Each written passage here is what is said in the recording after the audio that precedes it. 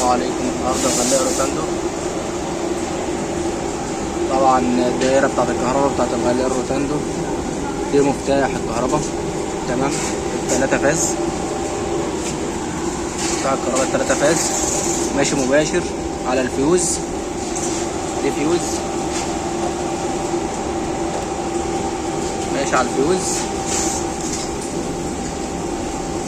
ورايح على الفيوز على على الكونتاكتور، والكونتاكتور رايح على السخان.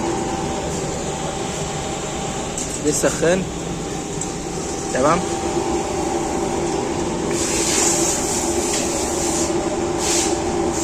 دول سلوك الكهرباء اللي هم المفاتيح. ده مفتاح الكفة، وده مفتاح الكفة التانية. ده مفتاح الغلاية، مفتاح الغلاية اللي بيشغل الغلاية. ده مفتاح الأون بتاع الكونتاكتور، تمام. نبص على دايرة الغلاية من جوه. طبعا ده البليشر، ده البي 100 اللي هو حساس الحرارة، تمام. ده حساس الحرارة. ده طبعا العوامة،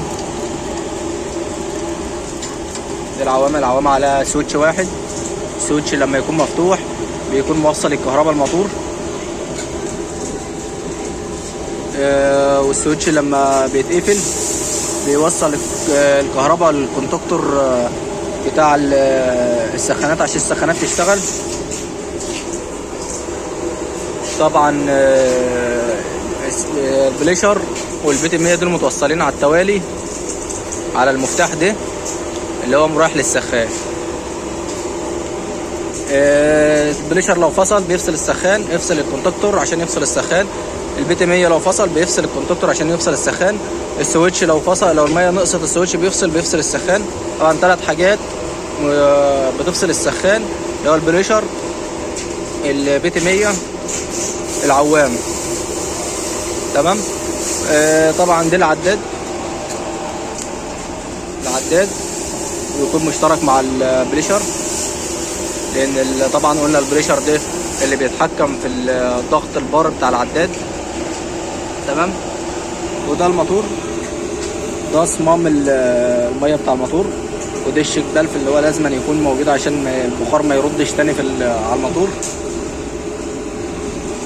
وده صمام الامان، دي لازم يكون في اي غلايه صمام الامان ده يكون مظبوط مثلا على 6 بار او 7 بار، بحيث لو الغلايه رفعت لاقصى وزن لاقصى بار بيضرب عشان ايه الغلايه ما تنفجرش.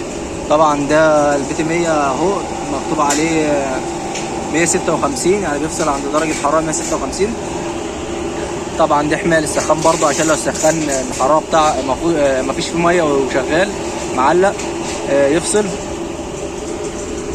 وده موتور ربع حصان، البيتا ايطالي. طبعا الغلايه دي روتاندو ايطالي اصلي، جاي من ايطاليا.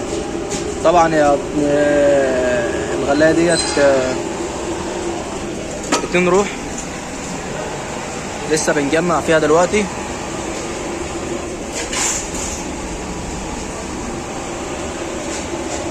طبعا لو في حد عنده اي مشكله في الغلايه عنده من اي نوع يكلمنا وان شاء الله نحل له المشكله.